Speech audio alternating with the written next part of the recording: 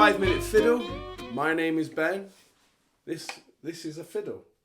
So my musical journey started when I was about 6 years old, and I started with classical music, and did a lot of the grades and things like that. One of the things with classical music which didn't really click with me was that kind of immense kind of concentration and immense doing exactly what's on the paper and that kind of thing. I wasn't the best at doing that. I'd have a piece of music, say a bit of Mozart or something, and it didn't take long before I'd kind of start working around what was written, putting my own notes in, changing the rhythms and things like that. So when I was a young musician, I used to like to play a bit of Mozart.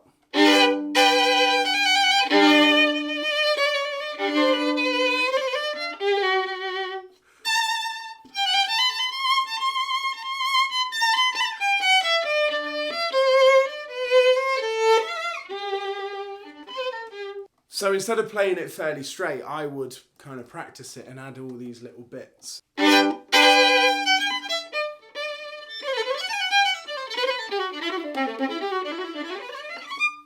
that's when I started kind of becoming interested in these long runs. Instead of doing my scales like I would inevitably just get them over as fast as possible, So straight away, I wasn't the perfect classical student, but it was when I started playing the things like the Hungarian dances, Brahms, and Czardas by Monty. And that was when things started becoming a little bit more jazzy. Brahms Hungarian jazzy.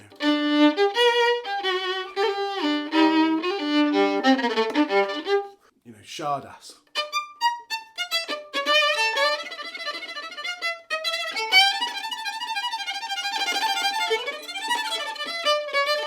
So that gave me that taste for that more Hungarian style of playing, that kind of Eastern European style, which has that amazing energy. What was quite lucky was when I was about 10, I was doing a grade 7.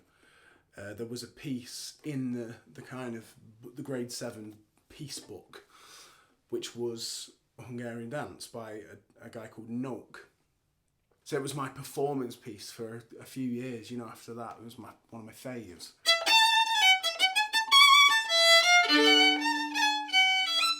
There aren't many vids of me playing when I was a kid, but there's one from when I was about 11, doing it as my performance piece.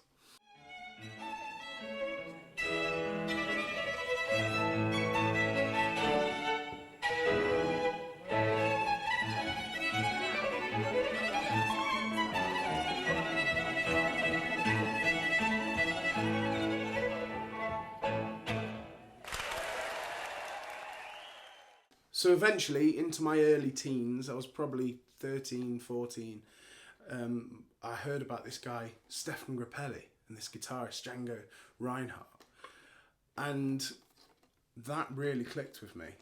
Someone bought me a CD, I put it on. I thought, that's what I wanted to play. There's the right amount of improvisation, making up, adding to the tunes, but the melodies are great.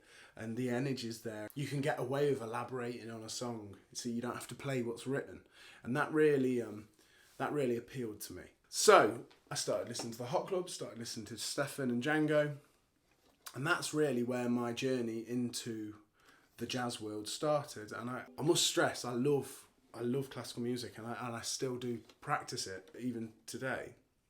But it was the jazz that really clicked with me. And I found my place. Yeah. So as I was growing up, I was always, listening to your classical music and your kind of older. If I was going to listen to pop, I always loved the Beatles and Queen and things like that. And I think as a musician, it's nice to have something very interesting in the music that you're listening to, whether it's someone improvising really well, whether it's some interesting chords. With jazz and music along those lines, I always found it much more interesting, and there's a lot more going on. As a musician, when you look deeper into it, that's really what I was after. And playing it as well, playing things that I found more interesting, exhilarating, put some energy into, and you could really create. You know, growing up as a young musician, I had tons of energy. I was very hyper. Still am quite hyper, but I've now kind of channeled it into music, and back then that's kind of what I needed, and that's what led me into jazz, because you know, you can go a bit crazy, it's fine, and I love that kind of performance aspect to it. So all of those things. So I hope that gives you an insight as to my little journey into jazz, very much in a nutshell, but I hope it answers a few questions. See you next time for some more 5-minute fiddle.